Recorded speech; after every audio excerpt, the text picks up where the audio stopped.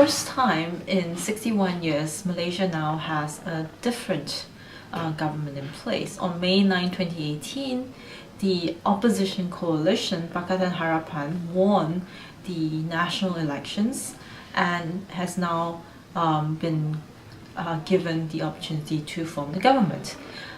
These seminal elections will have federalist implications, at least in these few aspects. First, we must remember that Barisan Nasional, which had formed the governments after every general election since 1957, had for the longest time also dominated the state legislatures. This means that federalism in Malaysia has largely operated as if they were a unified country, and thereby each state operated as if they were, as some observers have said, branches of the national government.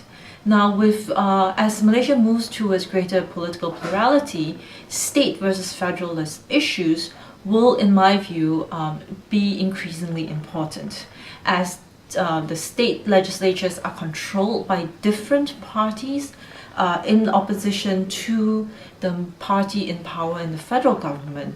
And therefore, as we go forward, we will need to reconsider some of these divisions of power, and in particular, Sabah and Sarawak will have to consider how it reclaim some of its autonomy rights that were promised to it under the Malaysian Agreement. And so I think that these seminal elections will also raise crucial issues about how federal and state divisions of power can be addressed, and any conflicts of jurisdictions have to be addressed, and how greater autonomy can be given to Sabah and Sarawak, but also generally whether there should be greater decentralization of power to the different constituent states within the peninsula.